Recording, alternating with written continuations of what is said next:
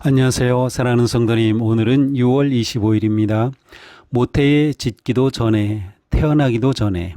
오늘 말씀은 예레미야 1장 5절입니다. 내가 너를 모태에 짓기 전에 너를 알았고, 내가 배에서 나오기 전에 너를 성별하였고, 너를 여러 나라의 선지자로 세웠노라. 아멘. 오늘 말씀은 유다 왕국의 역사적 멸망과 하나님의 심판이라는 경랑 속에서 부름을 받은 청년 예레미야를 향한 하나님의 소명 선언입니다. 하나님은 예레미야를 모태에 짓기 전에 알았다고 하십니다. 사람이 세상에 존재하는 것은 우연이 아니라 창조주 하나님의 계획과 정교하게 빚으시는 사랑의 결과입니다. 알았다라는 것은 가장 친밀하고 완전한 관계를 의미하는데 하나님은 그렇게 인생을 지으시고 친밀함 속에 온전히 다스리시는 분이십니다. 또한 하나님은 성별하였고 세웠다라고 하십니다. 이는 하나님의 뜻을 위해서 살도록 구별하였다는 법정의 선언이며 선지자라는 사명을 선물로 주셔서 사람을 통하여 하나님의 시대와 역사를 이루어 가실 것임을 드러냅니다. 사람의 소명과 영성은 자신의 역량이나 도덕적 온전함에서 오지 않고 오직 하나님의 거룩한 선행적인 은혜와 부르심에 있습니다. 예레미야는 나는 아이라 말을 잘하지 못한다라며 자신의 능력을 소명의 기준으로 생각했습니다. 그러나 하나님은 단호하십니다. 소명의 근거는 인간의 능력이 아니라 존재하기 전부터 이미 구별하시고 아신 하나님의 언약적 선택이 있습니다. 복음은 우리의 능력과 가치가 아니라 오직 하나님의 사랑과 은혜를 삶의 기초로 삼는 것입니다. 그러므로 진정한 신앙은 하나님이 들려주시는 너는 내 사랑하는 자라는 주님의 음성을 믿음으로 듣는 것입니다.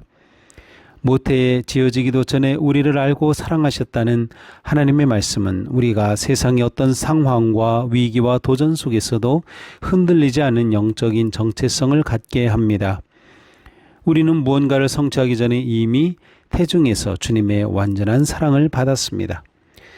소명은 우리가 하나님을 위해 거대한 프로젝트를 성취하는 것이 아니라 하나님이 이미 시작하신 뜻과 역사에 참여하는 것입니다. 우리의 모든 사역과 삶의 주도권은 전적으로 하나님께 있습니다. 이렇게 될 때 소명은 무거운 짐이 아니라 신비로운 은총의 기쁨이 됩니다. 이탈리아 북부 알프스 자락에는 고대부터 음악의 숲으로 불리는 판네베조 숲이 있습니다. 17세기의 불멸의 악기 제작의 장인인 안토니오 스트라디바리는 최고의 바이올린을 만들기 위해 매년 이 숲을 직접 찾았습니다. 수만 그루의 가뭄비 나무가 빽빽하게 들어서 있는데 거장 스트라디바리는 나무의 껍질을 만지고 줄기를 작은 망치로 두들겨 보며 나무가 내는 미세한 진동과 소리를 집중하여 들었습니다. 그리고 그 많은 나무 중에서도 역사에 남을 명기가 될 한 그루의 나무, 즉 하모니 스프루스를 찾아냈습니다.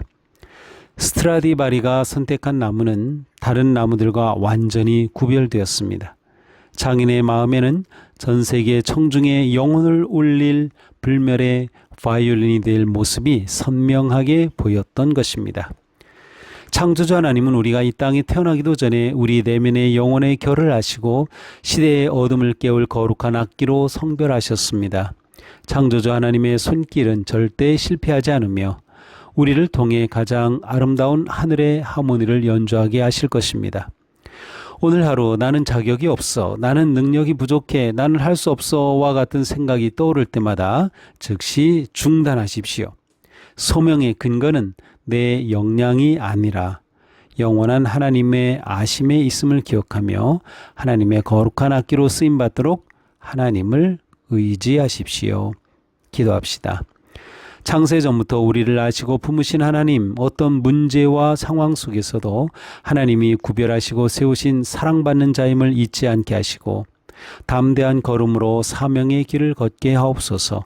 예수 그리스도님의 이름으로 기도합니다. 아멘.